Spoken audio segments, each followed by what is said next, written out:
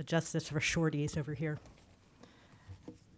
I actually feel like I'm in my living room right now. As I'm looking around the room, I see so many familiar faces. And Dale, by the way, I hope you're doing okay over there after the EU has been taking such a beating. But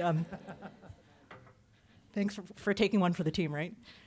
I'm really excited to be here today. I'm really excited to speak with all of you. I'm also really excited to speak among this very illustrious group of experts over here. And I want to thank Constance and Megan and the Farm Foundation, not only for all the great work that you do, but thank you for continuing to have the conversation about non-tariff barriers.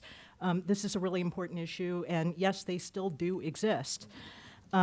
So it's no surprise with exponential growth in trade, the countries around the world are starting to feel their economic well-being is encroached upon, and they're transposing that fear into creating new trade barriers. In recent months, of course, we've been talking a lot about aluminum, steel, and tariff barriers, but really non-tariff barriers like certificate requirements, import licensing, standards like maximum residue limits, MRLs, and bureaucratic delays have multiplied and continue to multiply in the agricultural sector. From my perspective, agriculture is one of the industries that is most susceptible to both tariff and non-tariff barriers, and the reasons are quite simple. First, every country produces agriculture. We eat, right? Making it susceptible to tariff barriers. Second, the issues surrounding agriculture, such as establishing MRLs, are quite technical and scientific, making it susceptible to non-tariff barriers. And third, to add into this mix, all of us eat and need agriculture, and we have different tastes, cultures, and societal ideas that play an unconscious but very visceral role in how we view food and issues surrounding food. And Julia, who is our USTR representative now to SPS, but also to TBT, I mean, wouldn't you note how animated the SPS committee meeting is compared to the TBT committee meeting? People got very passionate. It's very personal for them. So while many SPS measures are created very thoughtfully and they're designed thoughtfully and scientifically to be based on protecting human, animal, and plant life or health, and they're drafted to be consistent with international laws and obligations, many other measures are born of protectionist intentions and unnecessarily impede trade. And moreover, there are others that unintentionally violate international law. But before we can assert that any non-tariff barrier is unnecessary or a violation of the scientific principles behind international law, we need to understand what the law says about the science behind the measure. In the SPS agreement, much of this is captured in Article 5 on science and risk assessment.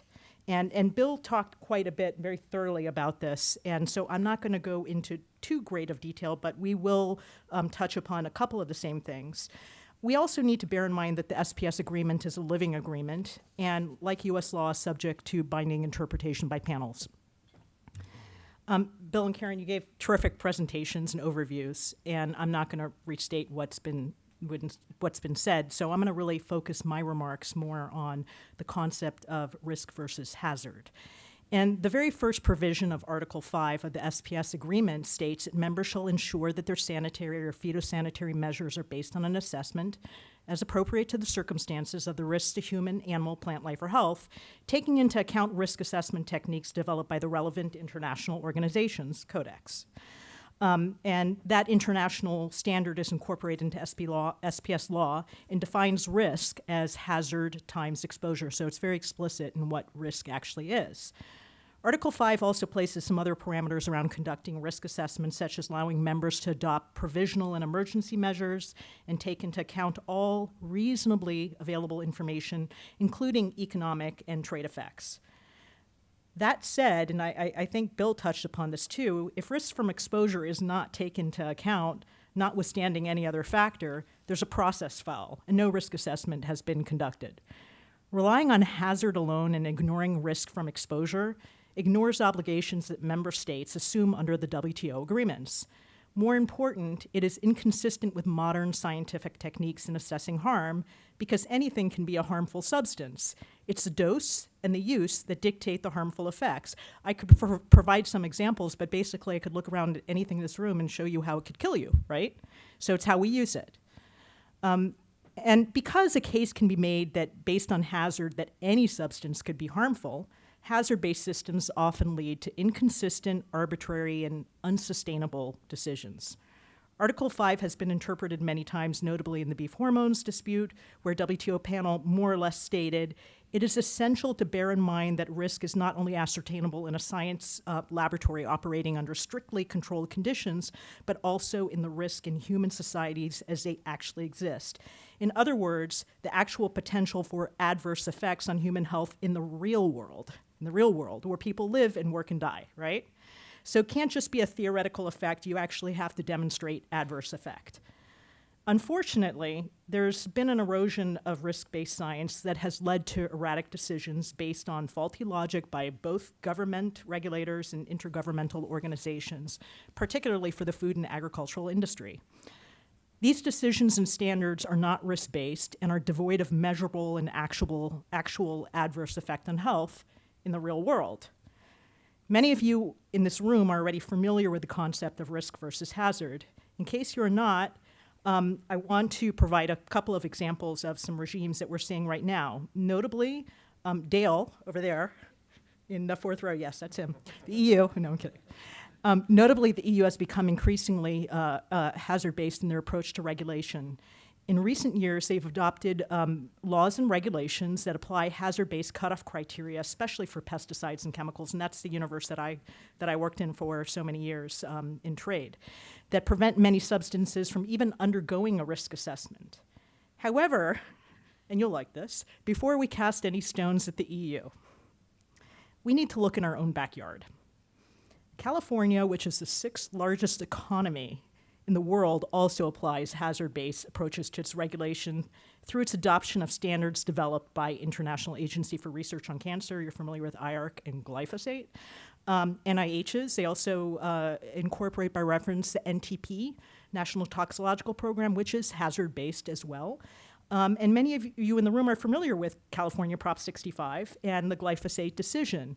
So there is a real effect of applying a hazard-based system. This is not just a theoretical effect. And people who drafted the agreement way back when, how long has this been, more than 25 years ago, understood that this was coming down the pipeline and they wanted to prevent against this. So it's almost impossible to discuss Article 5 of the SPS agreement regarding science and risk without discussing Article 13 regarding implementation of the agreement. Under Article 13, members of the WTO have an obligation to take reasonable measures to bring members within their territories into compliance with the SPS agreement.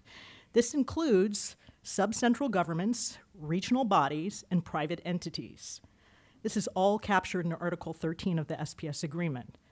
One of the most contentious and protracted discussions that I can recall in the WTO and the SPS, and it was a little less or so in TBT, they shut it down, was about private standards. And by private standards, I'm referring to the fact that on a daily basis, we encounter labels on the shelf that make claims that are either not true, they're misleading, or they're confusing, and they're hazard-based. And standards applied along the food chain that are not risk-based but create barriers to market entries. And so for many producers of agriculture, sure, they can meet the government standards, but then they can't meet the Whole Food standards, or they can't meet the Tesco standards, and they own a lot of the market. So what does that mean for them? It functionally shuts them out. Now, there are some that might argue that industry is simply responding to consumer desires and demands. While that might be true, kowtowing to these demands by adopting standards that are inconsistent with modern science and international norms is not a sustainable model, not on a large scale. It's a slippery slope with no end in sight. Let me be more blunt. While newfangled fads may create a marketing opportunity for some in the food and agricultural industry, in the big picture, they substantially contribute to the erosion of science as a basis for making decisions and irresponsibly confirm the worst fears of food consumers. You might be wondering at this point, given that we find ourselves in this complex morass at the nexus of issues surrounding international trade, regulations, business strategies of these individual companies, and fickle public opinion, what do we need to do to fix this? I'd be happy to go into greater detail about this during our Q&A or individually, but I would like to leave you with a few parting thoughts. First, the situation that we find ourselves in, fighting what Donald Rumsfeld referred to as unknown unknowns, didn't arrive overnight. It's been years in the making. There's no one silver bullet to address this, and being right about the facts and talking about the truth and science doesn't fix the problem. We need to understand the root causes of the problem and explore practicable solutions that move the needle. What I mean by that, I've heard many times from many people, this is not right. This shouldn't be. Why don't we take a case? Why don't we do this? And the truth is, if you want to take a case, you have to figure out, it's very complicated in how you do that. You have to have a strategy in order to do that. If you want to address the court of public opinion, you need to have a strategy to do that. You can't just simply come in the room and say, we know we're right, the science is behind us. We know that it doesn't work. It's unfortunate, but that is the truth. Second, for the next 10 years, sustainability will be the buzzword. I would posit that much of the public's perception around sustainability, and everyone's claiming to be sustainability, and they're hiring heads of sustainability, and they inhabit these very high, lofty C-suite roles, but the public perception about sustainability is already predicated on ideas that are based on junk science that are not sustainable at all. And this is going to be a really big problem for us, and we need to fix the perception of the science and industry before we can start preaching about what is sustainable and what is not. And third, and this may seem like a total non sequitur, but it's such an important point that I decided that I had to mention it.